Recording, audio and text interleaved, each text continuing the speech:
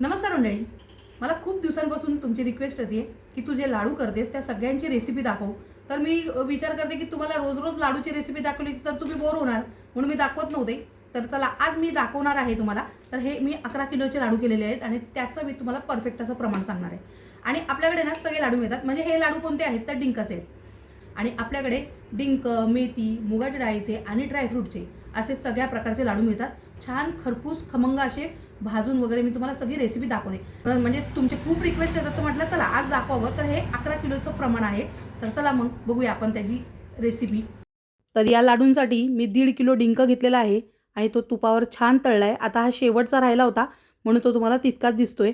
खरं तर मी आधी व्हिडिओ करणार नव्हते, पण नंतर विचार केला एवढी रिक्वेस्ट येते तर करावी. मग त्याच्यामुळे ना मी एवढं सगळं रेकॉर्ड केलेलं नाही आहे. 1.5 किलो खारीक पावडर आहे, तीसुद्धा छान तुपावर तळून घेतलेली आहे. 750 ग्रॅम काजू आणि 750 ग्रॅम बदाम घेतलेत. बदाम मी ते मिक्सरमधून बारीक वाटलेत, पण काजू वाटलेले नाही आहेत. आता हे मनुके आहेत ना, ते सुद्धा 750 ग्रॅमच आहेत, ते पण तुपावर तळून घेतलेले आहेत. मखाने आहेत ते मी 150 ग्रॅम घेतलेले आहेत, ते सुद्धा तुपावर छान तळून घेतलेत. नंतर मिक्सरमधून त्याची बारीक पावडर करून घेतली. जे जे वाटायचं आहे ते साहित्य मी बाजूला काढून घेतलं होतं.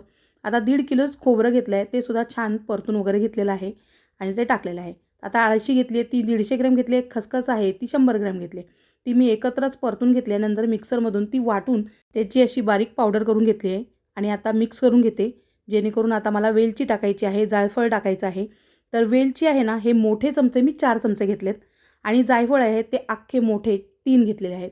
हे मी वरतूनच फ्रेश टाकते किसल्यानंतर, त्याचा छान फ्लेवर येतो, छान सुगंध येतो त्याच्यामुळे.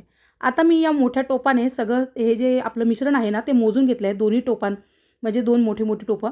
कारण की इतकं सगळे लाडू आपण जर एकत्र करायला गेलो ना, तर लगेच पाक घट्ट होईल आणि लाडू वळता येणार नाहीत. 11 किलोच्या लाडूंसाठी मी 3 किलो गूळ घेतला आहे. त्यातला आता 1.5 किलो आहे तो मी असा विरघळायला ठेवला आहे आणि त्याच्यामध्ये मी 1.5 कप पाणी टाकलं होतं. फक्त गूळ विरघळवायचा आणि त्याला फक्त फेस आला ना, इतकाच पाक करायचा आहे. खूप जास्त घट्ट करायचं नाही, जास्त वेळ ठेवायचं नाही. आता हे मिश्रण ओतल्याबरोबर पटकन हे मिक्स करून घ्यायचं. पावडर कुठेच राहता कामा नये. मिश्रण छान मिक्स झालं की दाबून घ्यायचं. म्हणजे हा जो आपलं मिश्रण आहे ना, ते गरमच राहील आणि पटापट लाडू वळून घ्यायचे. कारण मी ना हे लाडू असे मध्येच कडक होतात आणि लाडू वळता येणार नाही, म्हणून मी 2 बॅचमध्ये केलेले आहे. हे लाडू करायला आम्ही खूप उशिराने घेतले होते, त्याच्यामुळे रात्री 3 वाजले आम्हाला लाडू करायला. तर आता तुम्हाला मी दाखवते की लाडू आहेत ते फोडून दाखवते तुम्हाला. कारण की मी प्रत्येक वेळी लाडू बनवते ना, तर ते रात्रीचे झालेले असतात. मग दाखवता येत नाही मला आणि कितीही काहीही केलं ना, कितीही तुम्ही लाईट दाखवा त्याच्यावरती ना छान दिसत नाही. तर खरा उजेड तर उजेडच. तर हे आपला लाडू आहे.